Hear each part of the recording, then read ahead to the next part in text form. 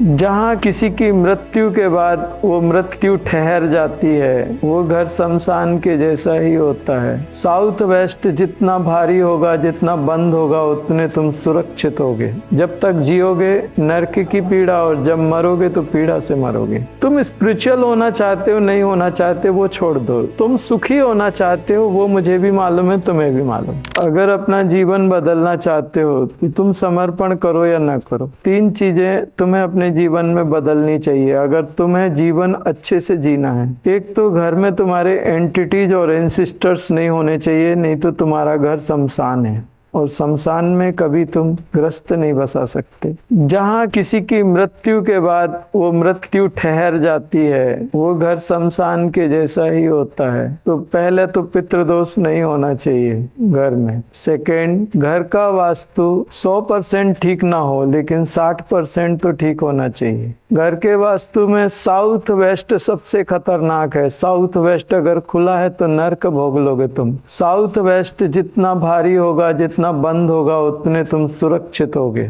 तीसरी चीज, घर के सामने, घर के दीवालों में पीपल, या घर के सामने या घर में उमर, पीपल, बड़ का पेड़ नहीं होना चाहिए, नहीं तो नरक की पीड़ा सा होगी। चौथी चीज, घर के ईस्ट में या नॉर्थ में पहाड़ या बहुत बड़े बड़े वृक्ष नहीं होने चाहिए, नहीं तो तुम सुखी नहीं रह सकते। घर के साउथ वेस्ट में खाई नहीं होना चाहिए, कुआं नहीं होना चाहिए, नहीं तो तुम्हारी जिंदगी भयानक हो जाएगी। तीसरा, प्लैनेट्स से आपकी कनेक्टिविटी जितनी नॉर्मल कनेक्टिविटी है प्लैनेट्स के साथ में, उतनी कंपलसरी होनी चाहिए। आप जो खाना खाते हो उससे 10% ऊर्जा मिलती है, आप जो श्वास लेते हो उससे 20% ऊर्जा मिलती है, और प्लैनेट्स की एनर्जी से आपको 70% ऊर्जा मिलती है। सूर्य के कारण हमारा जीवन है, सूर्य नहीं होगा तो जीवन नहीं होगा। तो क्या सूर्य की एनर्जी सारे लोग एक जैसी लेते हैं, या कोई कम लेता है या ज्यादा लेता है? जो एकदम कम लेगा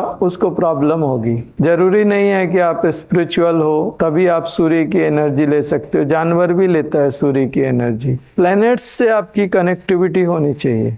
100% ना हो, 50% खराब हो जाए कोई बात नहीं, 40% रह जाए कोई बात नहीं, 30% रह जाए कोई बात नहीं, 20% तो रहनी चाहिए। अगर 20% से कम हुई तो खतरे जाने, फिर मामला गड़बड़ है। 80% तक आप डिफॉल्टर हो सकते हो। 80% से अगर ज्यादा डिफॉल्टर हो गए तो ना प्रकृति की ऊर्जा तुम्हें सुरक्षित रख पाएगी, ना तुम्हारा भोजन, ना तुम्हारी घर की व्यवस्था, फिर तुम्हारी जिंदगी बहुत खतरनाक हो जाएगी। जब तक जियोगे नरक की पीड़ा, और जब मरोगे तो पीड़ा से मरोगे। यही सत्य है, इसलिए मैं इसको मैं आपको डरा नहीं रहा, लेकिन ये सत्य है, इस बात को समझो। तुम स्पिरिचुअल होना चाहते हो, नहीं होना चाहते, वो छोड़ दो। तुम सुखी होना चाहते हो, वो मुझे भी मालूम है, तुम्हें भी मालूम। सुखी होने के ये 3 व्यवस्थाएं हैं। ये 3 व्यवस्थाओं में से अगर आप जितनी तीनों व्यवस्थाओं को बेहतर करोगे, आपका जीवन उतना बेहतर होगा। आर्थिक रूप से, मानसिक रूप से, शारीरिक रूप से, सामाजिक रूप से, पारिवारिक रूप से, बौद्धिक रूप से। और एक बात ध्यान रखिए, अगर आप कमजोर हैं, आप दुखी हैं, आप परेशान हो, तो मैं आप पे दया नहीं करूंगा। मुझे मालूम है आप कहीं ना कहीं कोई गलती कर रहे हो, मैं उन गलतियों को देख लूंगा,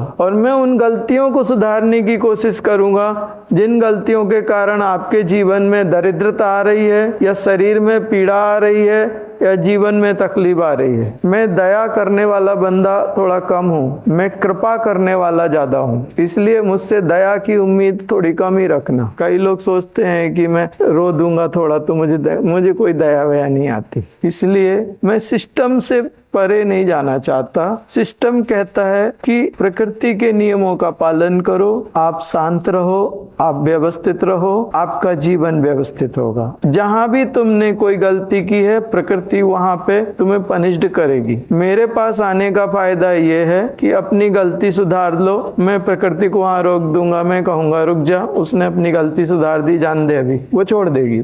अगर मेरे जैसा कोई नहीं आएगा तो प्रकृति तुम्हें छोड़ेगी नहीं, वो जब तक तुम्हें पनिश नहीं कर देगी तब तक वो छोड़ेगी नहीं। और वो कितना लंबा चौड़ा होगा उसका कोई हिसाब वो प्रकृति जाने और तुम जाने। मैं इतना जरूर कहता हूँ कि जब मैं आऊंगा तो मैं उसको, वो अपने आप शांत हो जाती है, वो देखती है आ गया है, करेगा ही, मेरे आने का ये फायदा है या साधु के आने का ये फायदा है, बस इतना तुम समझो।